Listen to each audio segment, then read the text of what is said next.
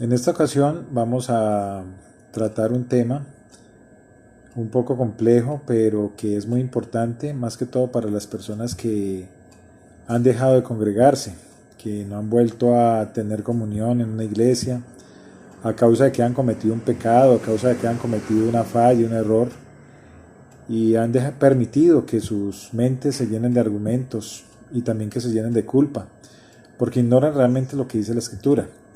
Una de las cosas que vamos a empezar a tratar en este momento es lo que tiene que ver con la responsabilidad humana. La Biblia es clara cuando dice que la responsabilidad del hombre en la salvación es el de obedecer el llamado del Evangelio. Cada hombre es responsable de aceptar la cruz de Cristo con fe y arrepentimiento de sus pecados, o de negar a Cristo y verlo como un simple cuento de ficción, trayendo así condenación para sí mismo. Hay un versículo que está en 2 de Samuel 14:14 que dice así: porque de cierto morimos y somos como aguas derramadas por tierra que no pueden volver a recogerse. Ni Dios quita la vida, sino que provee medios para no alejar de sí al desterrado. Esto está dentro del contexto cuando Joab quería hacer volver al joven Absalón, que David lo había desterrado. Entonces él permite que una mujer vaya y le diga ciertas cosas a David. Entre las cosas que le dice está esto. Pero aquí queremos rescatar la parte donde dice: ni Dios quita la vida, sino que provee los medios para no alejar de sí al desterrado. Otras versiones dicen para que el desterrado vuelva a él.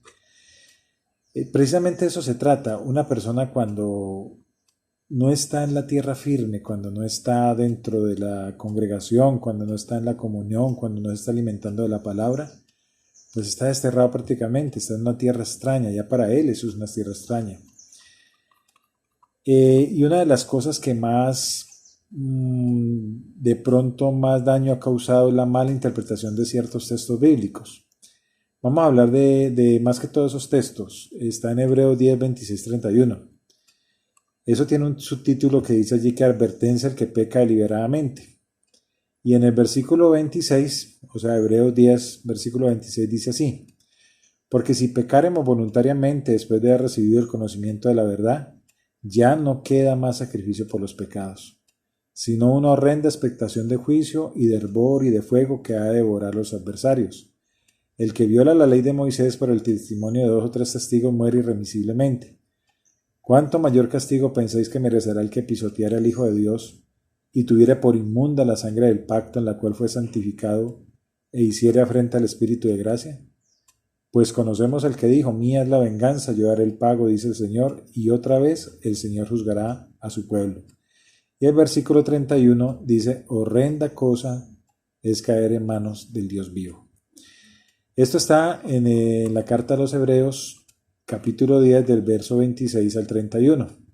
Pero vamos a hablar un poco del contexto de la carta a los Hebreos. Esa carta fue escrita más que todo para los judíos, un pueblo que conocía perfectamente la ley de Moisés. El propósito de esta carta es mostrar que Cristo es lo más importante, que Cristo es en quien debemos poner nuestros ojos y verlo como superior a todo absolutamente, que Cristo es el sacrificio suficiente y completo para hacer expiación por nuestros pecados. Por eso es que el desarrollo de la carta a los Hebreos se va dando en lo que tiene que comparar con los sacrificios que hacían los sacerdotes a través de animales. Y allí el escritor da esa comparación de que esos sacrificios se hacían cada año por medio de la sangre de los animales, de los corderos y de los machos cabríos, pero que nunca quitaban el pecado, por eso habían que repetirse cada año.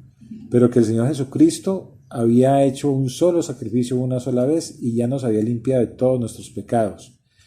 Pero ese no es el tema principal de esto, o sea, el contexto es ese, el contexto es que Hebreos habla y su propósito principal es mostrar a Cristo como el único sacrificio para el perdón de los pecados.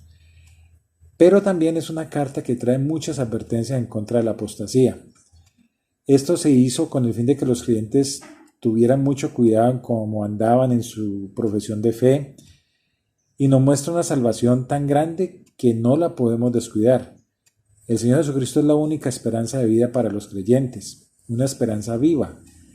Él resucitó desde los muertos y algún día nos resucitará para estar ante su presencia, eternamente cumpliendo así la promesa gloriosa de Dios.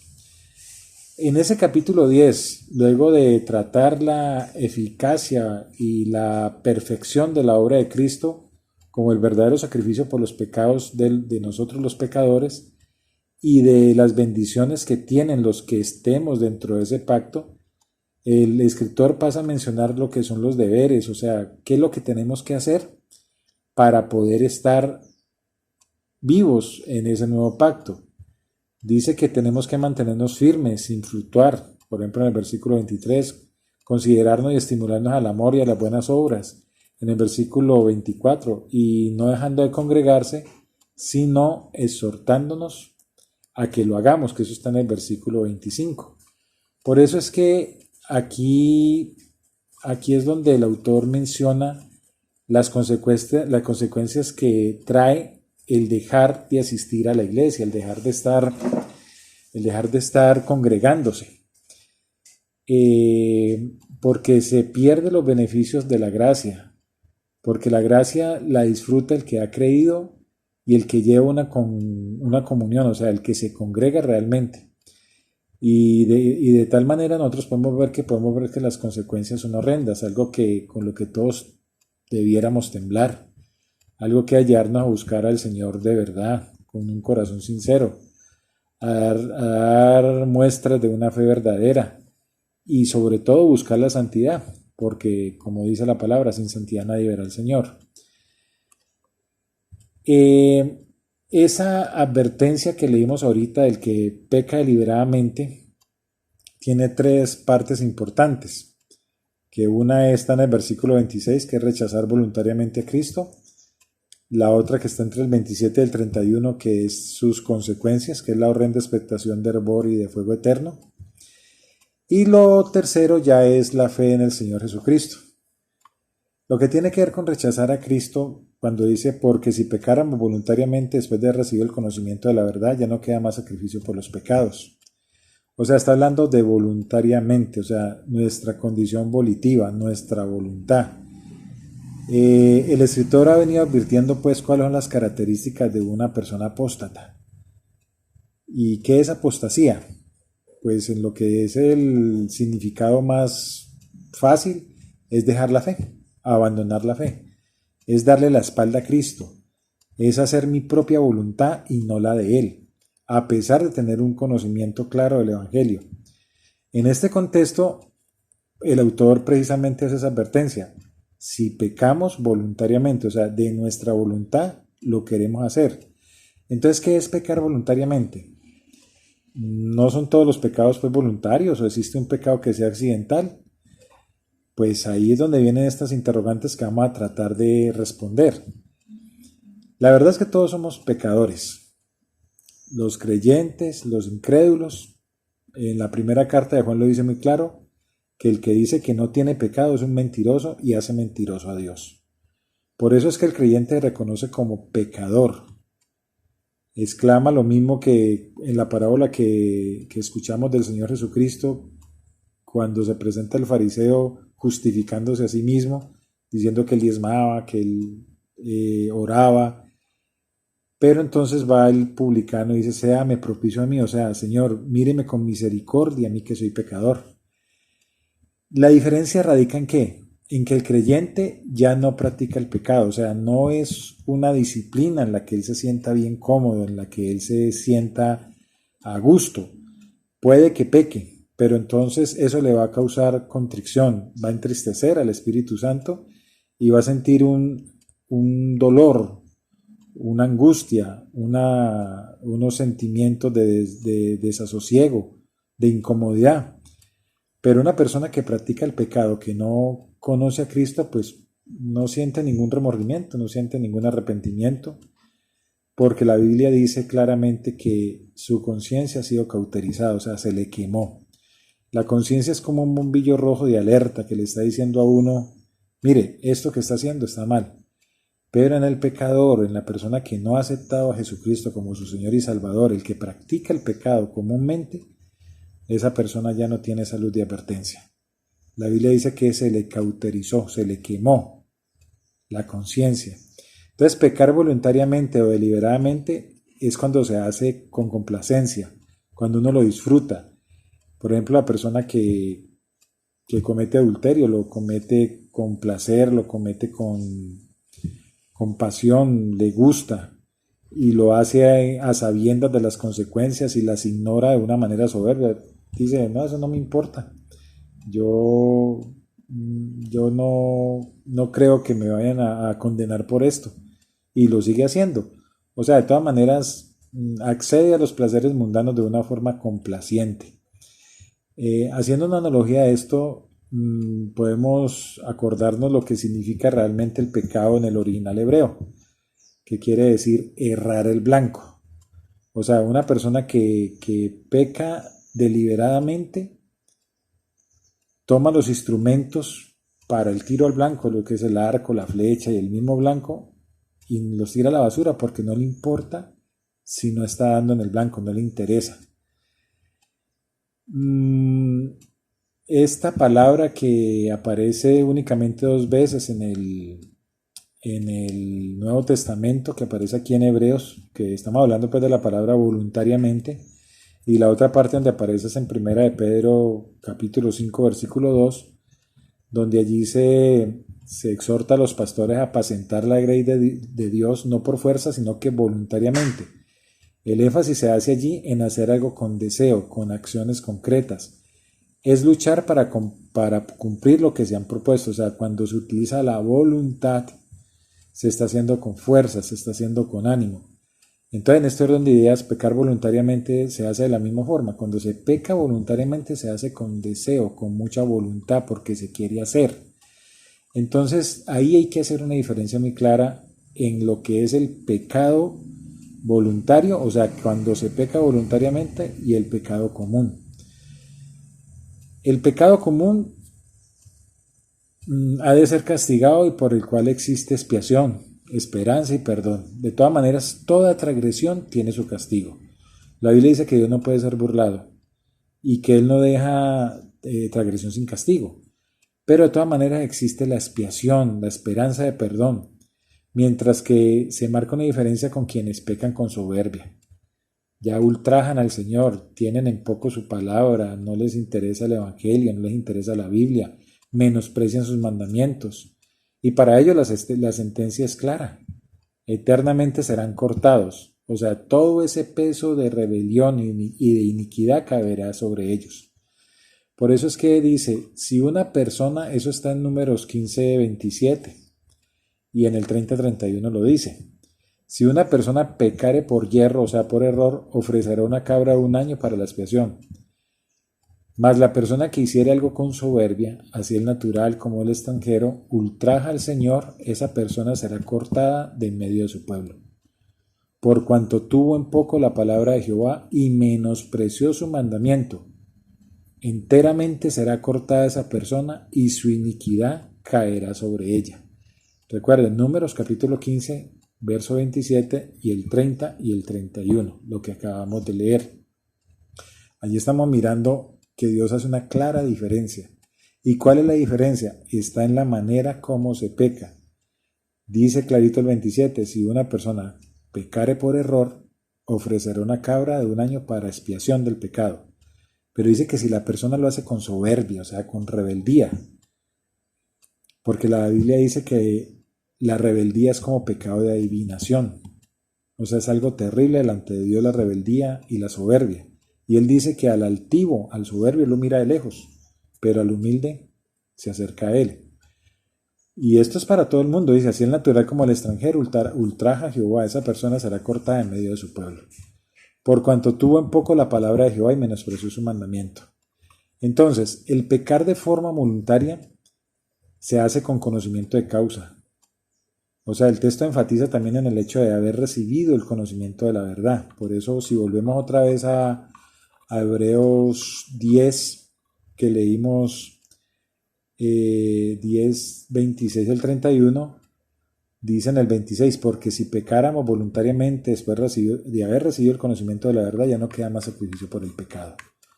O sea que aquí está hablando de lo que tiene que ver en lo que es la soberbia. O sea que después de haber recibido ese conocimiento de la verdad, la persona que comete el pecado de forma voluntaria, o sea, lo hace deliberadamente, es una persona con un conocimiento claro y profundo de la palabra de Dios.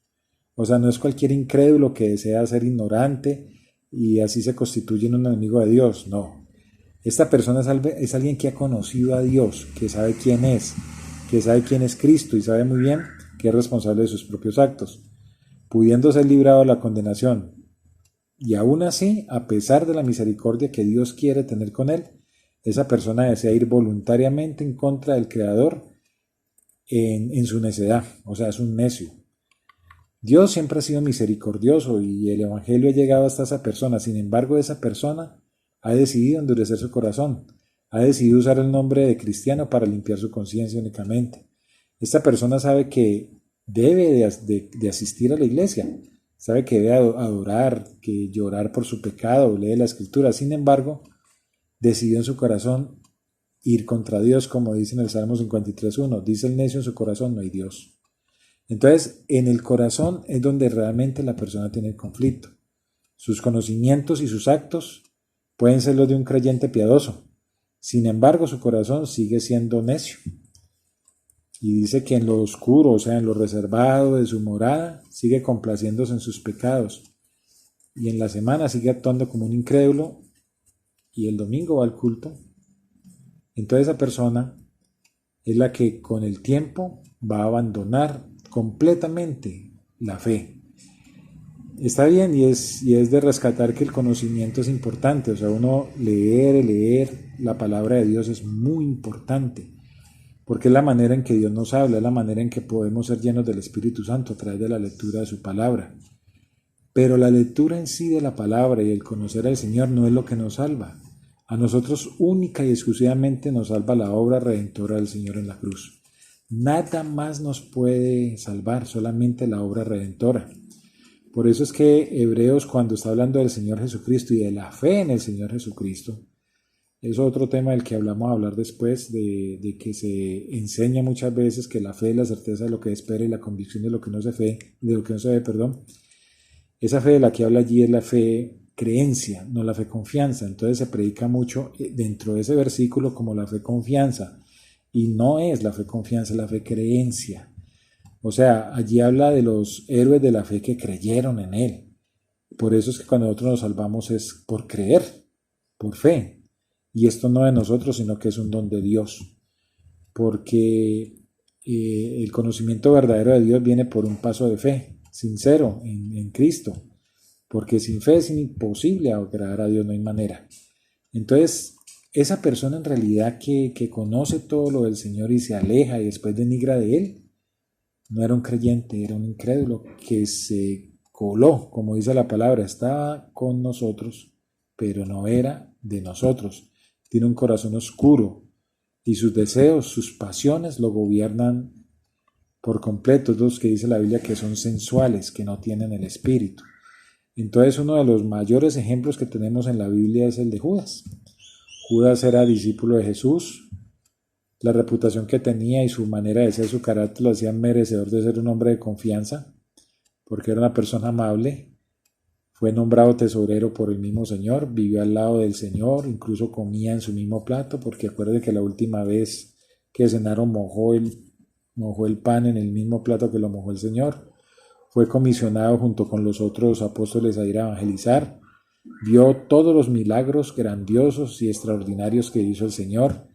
Tenía el conocimiento de primera mano, o sea, era un apóstol, porque uno de los requisitos para ser apóstol es haber visto al Señor. Entonces, aún así, tenía una careta. Era casi perfecta, pero esa careta se cayó cuando traicionó al Señor. O sea, lo que había realmente en su corazón era incredulidad, porque voluntariamente decidió endurecer su corazón, voluntariamente quiso caracterizar por su insurrección y así caminar como un pecador. Por eso es que el Señor, cuando habla de él, dice: el Hijo del Hombre va a donde tiene que ir, pero hay de aquel hombre por quien va. O sea, estamos hablando aquí que aunque Dios, para cumplir la profecía sobre el Señor, habría alguien que lo tenía que traicionar y conforme dice la palabra en el Antiguo Testamento venderlo por 30 monedas de plata, pero esa persona que iba a traicionar al Señor no estaba exenta de castigo. Entonces aquí podemos ver cómo terminó. Terminó ahorcándose, dice la Biblia que se partió por la mitad y murió siendo un apóstata completamente. O sea, un apóstata es una persona que niega la fe completamente. Un apóstata también puede vivir de manera moralmente aceptable en el mundo, puede ser una muy buena persona, puede incluso no cometer ningún delito, pero aún así no tiene salvación. No tiene salvación porque no ha aceptado al Señor Jesucristo en su corazón. Entonces, esa es la manera en que un apóstata termina sus días. Por eso es que dice, en 2 de Pedro, capítulo 20, 21, 22, dice: ciertamente, si habiéndose ellos escapado de las contaminaciones del mundo, por el conocimiento del Señor y Salvador Jesucristo, enredándose otra vez en ellas, son vencidos, su postrer estado viene a ser peor que el primero. Porque mejor les hubiera sido no haber conocido el camino de la justicia, que después de haberlo conocido volverse atrás del santo mandamiento que les fue dado. Pero les ha acontecido lo del verdadero proverbio: el perro vuelve a su vómito y la puerca lavada a revolcarse en el cieno. Una persona así nunca es salva. Es la cizaña que está en medio del trigo.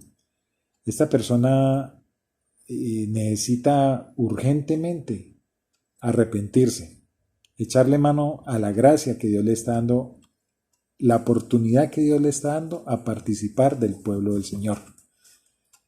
Si no lo hace, definitivamente va a ser echado fuera. Por eso dice la Biblia que ya no queda más sacrificio por los pecados. O sea, la persona que rechaza voluntariamente el sacrificio de Cristo, ya no le queda más sacrificio del pecado. Por eso es que hay una cita muy bonita de Charles Spurgeon que dice que hay un pecado por el que Cristo no murió, que es el pecado contra el Espíritu Santo, que hay un pecado por el cual Cristo nunca hizo expiación. Dice: mencione cualquier otro crimen en el calendario del mal y yo le mostraré personas que han encontrado perdón para ellos. Pero pregúntenme si el hombre que murió en incredulidad puede ser salvo y le mostraré que no hay expiación para ese hombre. Cierro la cita. O sea, este pecado de la apostasía es ir conscientemente en contra, ser un enemigo de Dios, se constituye un enemigo de Dios. El sacrificio del Señor no fue hecho en la cruz para los que le iban a rechazar. Por eso es que muchos amamos ese versículo de Juan 3:16. Sin embargo, ante ese versículo también deberíamos temblar, pues nos está diciendo que algunos no creerán en Cristo. ¿Qué pasa con esos que no creen en el Señor? Juan 3:18 dice que quien no cree ya ha sido condenado, pues ha rechazado al Hijo de Dios. Por eso dice la Biblia: el que creyere y fuere bautizado será salvo. Pero el que no creyere, no dice el que no sea bautizado, dice el que no creyere no será salvo. Entonces lo que le espera a esta persona es algo horroroso, espantoso. Pues la única manera de uno librarse del castigo eterno es a través de la cruz del Señor. De resto no hay salvación, no existe otro sacrificio que pueda proveer, que pueda provisionar el perdón, la misericordia, la libertad. Así que el que peca voluntariamente se expone a ese hervor de fuego eterno. Ha rechazado la cruz de Cristo de forma voluntaria. Entonces, una persona no puede hacer nada mismo por sus pecados, nadie puede ayudar a salvarse. Eso es una obra exclusiva del Señor. Entonces, habiendo así hablado, porque no quiero que el video sea muy extenso, aquí hablamos realmente de lo que quiere decir ese versículo o esa porción bíblica más bien, de quién realmente, para quién está escrito eso, de que no le espera sino una horrenda expectación de juicio y de hervor de fuego que ha de devorar a los adversarios. Estamos viendo a quién se dirige cuando dice horrenda cosa es caer en manos del Dios vivo, cuando dice que ya no queda más sacrificio por el pecado, porque pisotea al Hijo de Dios y tiene por inmunda la sangre del pacto. Nunca un creyente que caiga en pecado y se aparte de la iglesia y sienta dolor y sienta angustia, se puede enmarcar en esta categoría. No es un apóstata, no lo es. Una persona que realmente ha cometido un error, ha cometido una falla y cae en pecado, y el pecado lo empieza a lastimar, le causa heridas, porque es que el pecado causa heridas muy profundas. El pecado causa heridas terribles. El pecado tiene consecuencias para todos. Incluso las consecuencias pueden ser más graves para el creyente, porque Dios al que ama lo disciplina. Y lo disciplina por amor, lo disciplina para volver a encaminarlo. Entonces el pecado jamás, jamás dejará de estar exento de consecuencias. Siempre tendrá consecuencias. Pero para el Hijo de Dios, Dios nos castiga con misericordia, aunque a veces las consecuencias son duras, terribles y catastróficas. Pero para nosotros siempre hay una esperanza. Siempre hay una luz de que Dios nos permite a nosotros arrepentirnos. Entonces, no podemos categorizar allí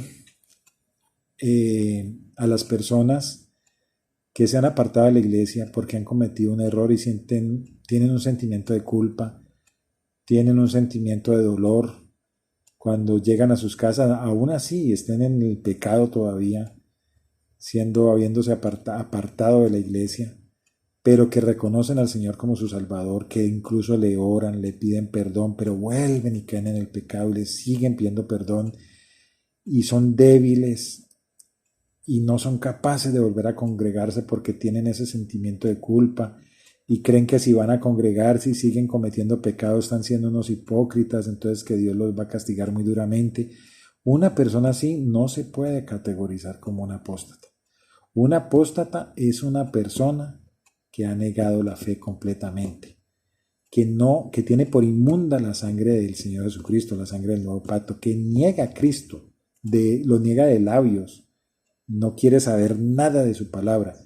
Pero una persona que se aparta de la iglesia, que aún así sigue orando, que sigue incluso en sus noches llorando por su pecado, que cuando viene de pecar llora amargamente porque no ha podido controlar ese impulso, esa persona no es una apóstata. Yo quiero darles aquí, voy a buscar unos versículos porque quiero que los tengamos muy en cuenta. Estos versículos son muy importantes. Uno está en Ezequiel 36:27, perdón, lo busco por acá. Ezequiel 36:27, que dice así.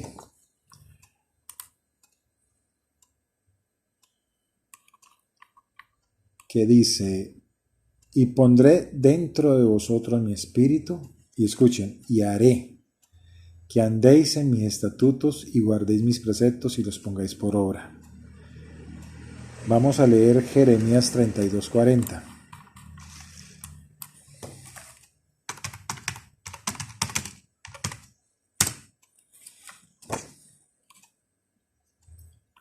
Dice Jeremías 32:40. Y haré con ellos un pacto eterno, que no me volveré atrás de hacerles bien, y pondré mi temor en el corazón de ellos para que no se aparten de mí. Y les voy a leer Juan 5:24. Dice así: de cierto os digo, el que oye mi palabra y cree al que me envió tiene vida eterna, y no vendrá condenación, mas ha pasado de muerte a vida. Y así tengo más o menos unos 30, 40 versículos donde nos muestra que Dios nos ha escogido, que somos hijos suyos. Entonces este mensaje, esta pequeña reflexión de no más de 30 y algo minutos que vamos a tenerla hoy, es una invitación a las personas que se han apartado de la iglesia, a las personas que no han vuelto porque han cometido un pecado. Son hermanos, créanme hermanos, son hijos de Dios. Y Dios los está llamando, Dios les está diciendo, venga, otra vez, venga que yo les perdono. Porque es que la Biblia en Hebreos precisamente cuando habla que la sangre de Jesucristo es más excelente que las cenizas de la vaca alazana, o sea, la vaca roja. Eso era una vaca rojiza de color casi rojo, que se quemaba completamente y se reducía a ceniza, y esas cenizas eran guardadas en el tabernáculo para que cuando uno de los sacerdotes fuera impuro porque tocó un muerto, o sea, se contaminara, pues cogía las cenizas y se lavaba y con eso quedaba ritualmente limpio. Allí se hace una analogía. ¿En qué sentido? En que esa provisión de cenizas de esa vaca roja, de esa vaca alazana, eran para que siempre estuviera la provisión de limpieza por el pecado, por la contaminación que pudiera tener el sacerdote. De la misma manera, la sangre que el Señor Jesucristo derrama en la cruz, y esto tal vez no le caiga muy bien a ciertos teólogos, pero bueno, no, el sentido es que uno predique la palabra como es, la predique y use bien la palabra de verdad. La sangre del Señor Jesucristo es provisión permanente para nuestros pecados. Por eso cuando leímos en Juan, cuando dice, si alguno dice que no tiene pecado, y esa carta él no la está escribiendo para los incrédulos. La carta de Juan se la escribe a los hermanos en la iglesia. Y le dice, mire, si alguno no tiene pecado, es mentiroso y hace a Dios mentiroso. O sea, todos somos pecadores. Que ya los creyentes en Cristo tenemos una vida donde debemos empezar a practicar la santidad y vamos como la luz de la aurora de aumento en aumento hasta que el día es claro. Pero entonces pecamos y vamos a pecar hasta que Dios nos lleve con Él o venga por nosotros. Entonces, cuando esa carta es escrita por el apóstol Pablo, también allí mismo nos está diciendo que si alguno hubiera pecado, abogado tenemos en Cristo. O sea, la sangre derramada por el Señor Jesucristo en la cruz es una provisión permanente que me limpia de los pecados que cometí antes de mi conversión, los que he cometido siendo convertido y los que voy a cometer después. Tengo una provisión permanente de perdón. Tengo una provisión permanente de la sangre que me limpia de todo pecado. Porque Él es bueno y justo. Pero dice, si confesareis vuestros pecados, Él es bueno y justo para perdonar todos nuestros pecados. ¿Cuáles son todos? Los anteriores, los presentes y los futuros. Porque esas cartas están dirigidas a los creyentes. Entonces, no quiero decir con esto que podemos pecar o como dice la religión tradicional, el que peca y reza empata. No. Precisamente aquí de qué está hablando, de que el pecado trae consecuencias. Y lo quiero repetir, el pecado trae unas consecuencias atroces, terribles. Unas consecuencias, deja unas heridas que son muy difíciles de cicatrizar. Y causa que el Señor nos discipline. Causa que en nuestra vida las bendiciones no lleguen. Causa dolor, causa angustia, causa desazón, causa sensación de abandono. Causa en uno la sensación de que Dios ya no lo va a perdonar o que uno se va a condenar o causa que está separado del amor de Dios, pero nada de eso es cierto. Las consecuencias son reales. Dios no puede ser burlado y del alma que pecar esa morirá, pero nosotros ya hemos sido redimidos por la sangre de Jesucristo del acta que nos era contrario, o sea, nosotros ya no vamos a morir eternamente por el pecado. Pero aquí en la tierra, así seamos creyentes, incluso un pecado puede causar consecuencias espantosas. Entonces quiero que quede muy claro ese concepto. El cristiano verdadero ya no practica el pecado, o sea, peca por su humana debilidad, peca porque tenemos una naturaleza pecaminosa residual que quedó allí, con la que tenemos que luchar. Por eso el apóstol Pablo decía, el mal que no quiero hacer, ese hago, pero el bien que quiero hacer, ese no lo hago, miserable de mí. ¿Quién me librará de este cuerpo de muerte? O sea, el cuerpo de muerte era esa naturaleza pecaminosa residual que todavía está con nosotros, porque la redención de nuestro cuerpo es cuando el Señor venga o nos resucite para el fin de los tiempos. Entonces, hay que tener muy claro ese concepto, porque se puede prestar para mala interpretación. No practicamos el pecado, pero sí, lastimosamente cometemos los errores. Por eso Él dice, en el Antiguo Testamento, Él proveyó para los que cometíamos esos errores por hierro, por error. Pero el que peca deliberadamente, o sea, que voluntariamente lo hace, que se complace en pecar y niega a Jesucristo y niega la fe y niega todo lo que tiene que ver con la salvación, ese es un apóstata. Pero el hermano que se ha apartado porque no tiene la madurez, porque por su naturaleza pecaminosa residual se dejó vencer, no, la invitación es que vuelva. Vuelva, que el Padre Celestial lo está esperando con los brazos abiertos. Recuerden cuando el hijo pródigo volvió. Hizo lo que quiso y era hijo. Y nosotros somos hijos, los que hemos creído, porque dice que nos dio potestad de ser llamados hijos de Dios. Y en la parábola del hijo pródigo lo dice muy clarito. Se fue y gastó todo, ustedes ya saben la historia. Y el padre, cuando el hijo volvió, no le recriminó absolutamente nada. Antes le puso un anillo en la mano y celebró una fiesta porque el hijo que había perdido había vuelto.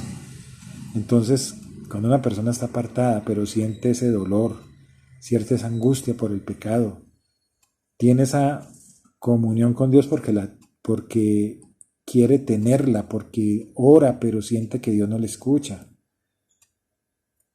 Tiene esa angustia en su corazón de que quiere volver, de que se arrepiente todos los días, pero vuelve y comete el error. No, lo que tiene es que volver.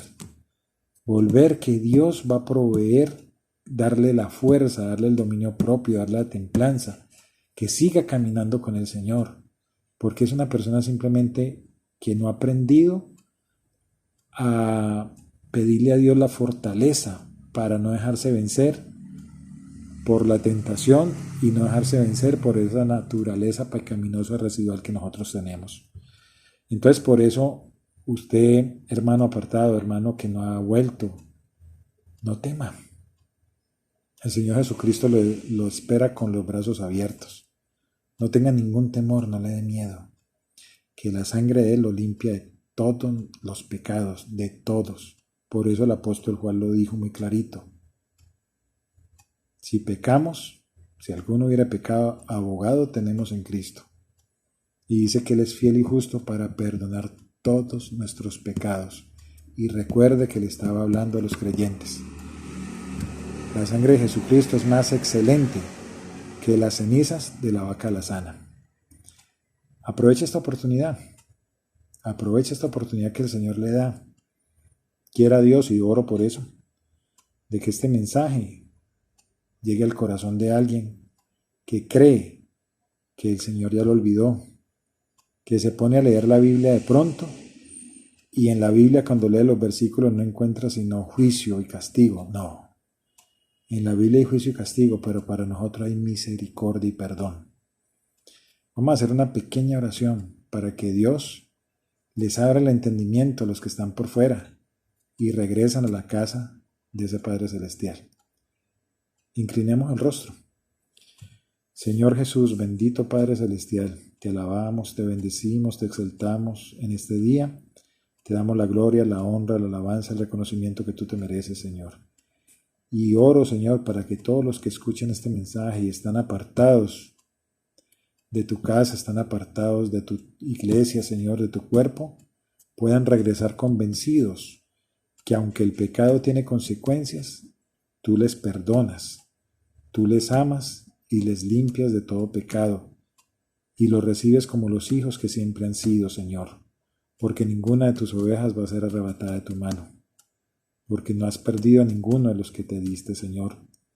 Por eso te alabamos y te bendecimos y te exaltamos. En el nombre de Jesús. Dios les bendiga.